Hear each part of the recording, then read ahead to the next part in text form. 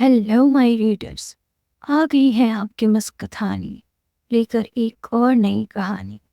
कहानी ऐसी कहानी जो सिर्फ सुनी नहीं जाती बल्कि महसूस की जाती है। कहानियाँ जो आपको आपके ही ख्यालों से अलग ले जाएंगी, जहाँ हर मोड़ पर होगा एक नया रहस्य, एक नई भावनाओं की लहर और एक ऐसी जर्नी जिसे सुनकर आप सोचने पर मजबूर हो जाएंगे, क्या सच में ये सब कहानी है।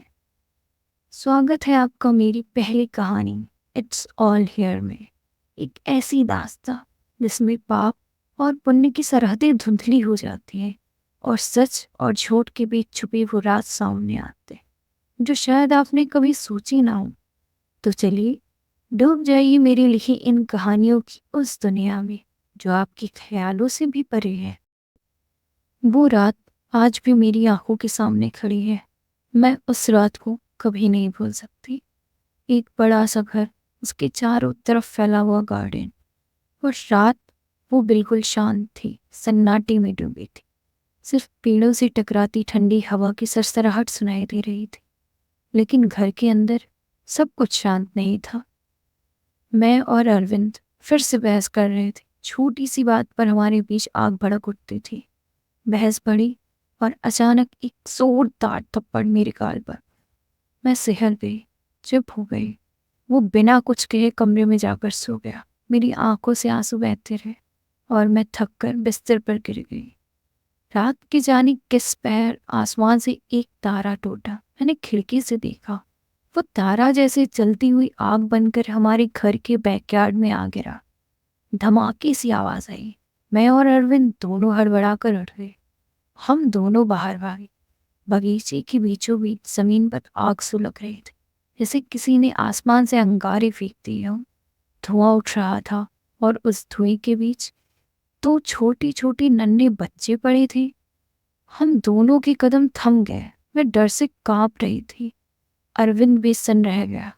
ये कैसे हो सकता है? इतने छोटे बच्चे और वो भी ऐसे जैसे अभी अभी किसी दूसरी दुनिया से आकर हमारे आंगन में जन्मे हो।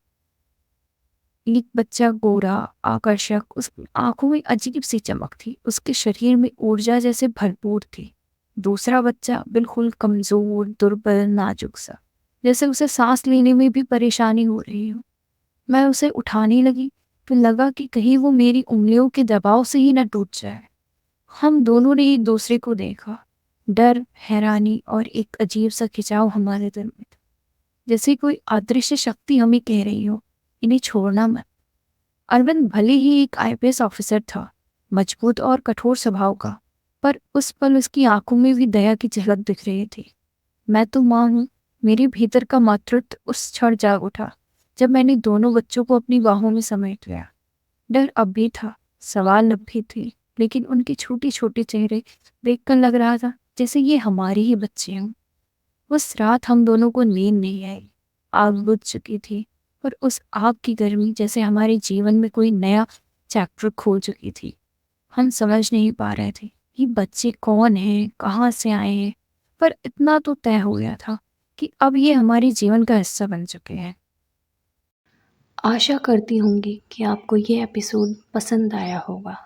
कैसा लगा आपको ये एपिसोड आप मुझे कमेंट में बता सकते हैं। और ये भी समझ सकती हूँ कि आप कितने उत्सुक हैं ये जानने के लिए कि आगे क्या होगा। पर इस उत्सुकता को शांत करने के लिए आपको एक हफ्ते का छोटा सा इंतज़ार करना होगा, क्योंकि मैं लेकर आऊँगी इसका नेक्स्ट एपिसोड अगले थर्सडे को।